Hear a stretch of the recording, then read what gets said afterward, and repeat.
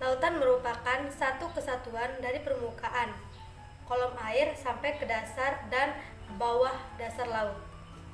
Adapun batas lautan dimulai dari batas yurisdiksi di darat, diukur dari rata-rata pasang tinggi atau rendah sampai ke laut lepas sejauh klaim negara yang bersangkutan.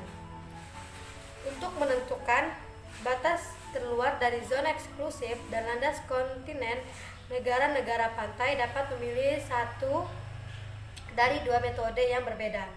Pertama, mengukur sejauh 200 mil laut ke arah laut lepas dimulai dari garis dasar atau garis pangkal baseline. Garis dasar ditentukan dengan cara menarik garis-garis lurus yang menghubungkan titik-titik terluar dari pulau-pulau terluar di negara yang bersangkutan. Negara-negara yang berbatasan dengan laut termasuk Indonesia memiliki kedaulatan penuh atas wilayah perairan berdalaman, perairan kepulauan dan laut teritorial. Sedangkan pada zona tambahan yaitu zona ekonomi eksklusif dan landas kontinen, negara memiliki hak eksklusif seperti hak memanfaatkan sumber daya alam yang ada di zona tersebut. Adapun laut lepas merupakan zona yang tidak dapat dimiliki oleh suatu negara, sedangkan kawasan dasar laut internasional dijadikan sebagai bagian warisan umat manusia. Wilayah pesisir telah didefinisikan sebagai wilayah peralihan antara ekosistem daratan dan laut yang ditentukan oleh 12 mil batas wilayah ke arah perairan dan batas kabupaten atau kota ke arah pendalaman. Menurut kesepakatan umum di dunia bahwa wilayah pesisir adalah suatu wilayah perahelian antara daratan dan juga lautan.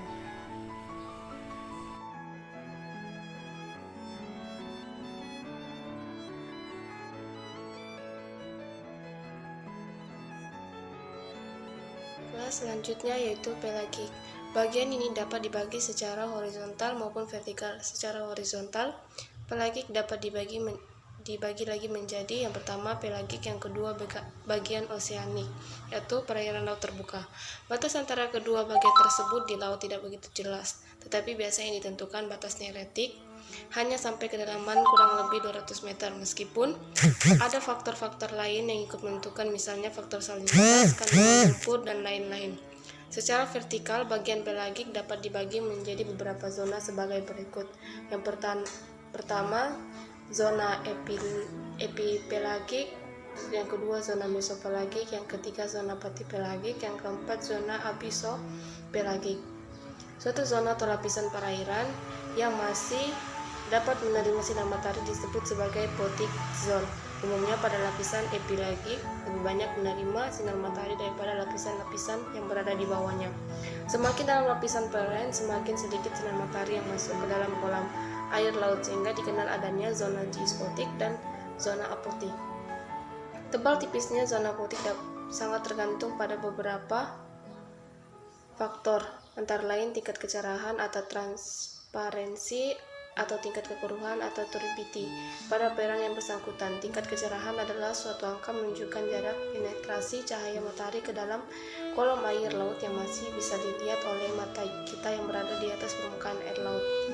Yang kedua yaitu bentik. Secara umum zonasi bentik adalah sebagai berikut. Yang pertama, supralitoral merupakan dasar perairan yang selalu dalam keadaan basah karena adanya pasang ombak yang datang pergi.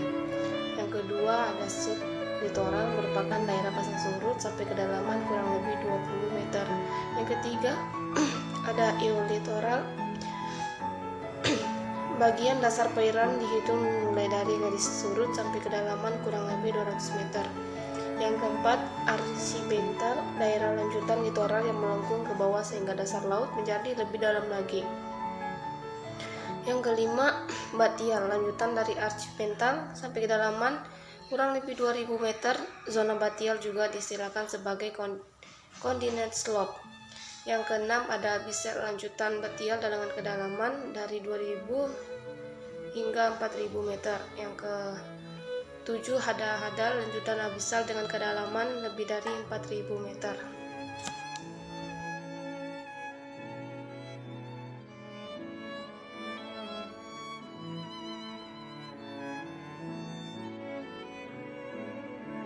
Bagian lautan secara vertikal, zona aquatic dibedakan ke dalam 4 zona, yaitu zona mesopelagik, batipelagik, abisopelagik, dan hadalpelagik. Zona mesopelagik berada pada lapisan teratas dari zona aquatic hingga kedalaman isotermnya itu 10 derajat Celcius dan kedalaman antara 700 sampai 1000 meter. Lapisan di bawahnya adalah zona batipelagik dengan isoterm berkisar 4 derajat Celcius dan kedalaman antara 2000 sampai 4000 meter. Lapisan di bawahnya lagi ada zona abisal pelagik dengan daerah kedalaman mencapai 6000 meter.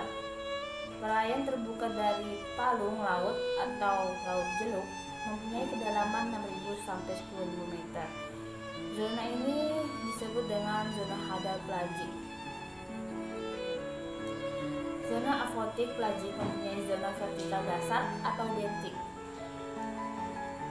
terdiri atas zona batial, abisal, dan hadal. Zona batial merupakan daerah dasar mencakup lereng benua hingga mencapai kedalaman 400 meter. Zona abisal merupakan daratan abisal dengan luas berada pada kedalaman 4000 sampai 6000 meter. Zona hadal merupakan zona bentik dan palung lautan dengan kedalaman antara 6000 sampai 10000 meter. Zona litoral atau interdigital merupakan daerah pantai yang terletak di antara pasang tertinggi dan surut terendah. Wilayah ini adalah wilayah perairan dari kondisi lautan ke kondisi daratan atau ekoton. Dan daerah ini mempunyai keanekaragaman hayati sangat tinggi seperti Australia. Daerah di bawah zona litoral merupakan daerah peralihan atau dikenal sebagai zona sublitoral. Karena sinar matahari masih bisa menembus lapisan lautan, zona ini umumnya dihuni oleh organisme dari berbagai komunitas seperti rumput laut, padang lamun, rumput laut, terumbu karang, dan sebagainya.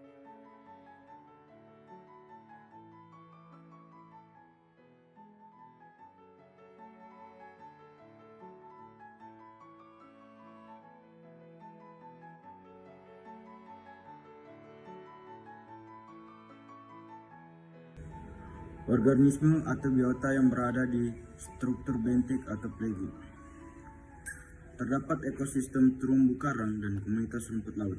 Biota yang hidup di daerah ini adalah plankton, bentos, dan nekton, seperti ikan, udang, kepiting, termasuk mamalia laut. Tingginya kelimpahan organisme pada zona ini disebabkan oleh kandungan zat hara yang cukup tinggi. Zat-zat terlarut juga masih cukup bervariasi karena adanya tumpahan berbagai zat terlarut dari daratan. Bagian oseanik, perairan laut terbuka. Secara vertikal, bagian pelagik dapat dibagi menjadi beberapa zona sebagai berikut, seperti zona epipelagik, zona mesopelagik, dan zona batipelagik, zona abisopelagik. Zona epipelagik, organisme penghuni di zona epipelagik ini masih cukup banyak dan hampara sama dengan daerah neritik. Zona mesopelagik berupa organisme mampu menghasilkan bioluminescense, yaitu kemampuan memproduksi cahaya pada makhluk hidup. Biasanya dilengkapi oleh organisme penghasil cahaya, fotofor. Zona batipelagik, kondisi fisiknya seragam dan tidak ada aktivitas produsen sehingga hanya ada kondisi lebih rendah jika dibandingkan dengan zona di atasnya. Zona abisopelagik, Organisme yang hidup di zona ini cenderung bertahan terhadap kegelapan dan beradaptasi, bahkan berevolusi. Pada zona ini tidak ada lagi proses fotosintesa dan tumbuh-tumbuhan yang hidup sangat sedikit atau tidak sama sekali.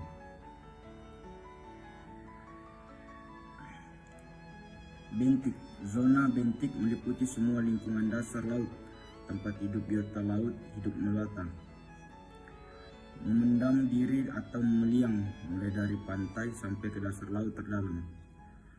Litoral. Organisme penghuni zona ini bakteri Aedes, kekerangan, lamun, beberapa jenis keong, teritip, barnacle, cacing kecil, perwit necklace, tiram pengukur.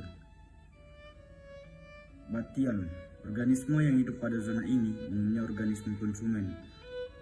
Pertukaran oksigen yang kecil dapat menjadi salah satu faktor pembatas bagi organisme yang hidup pada lingkungan ini. Abyssal. Berupa hewan yang hidup di lingkungan ini yaitu binatang laut, binatang ular, teripang, dan banyak jenis ikan. Makin dalam dasar laut,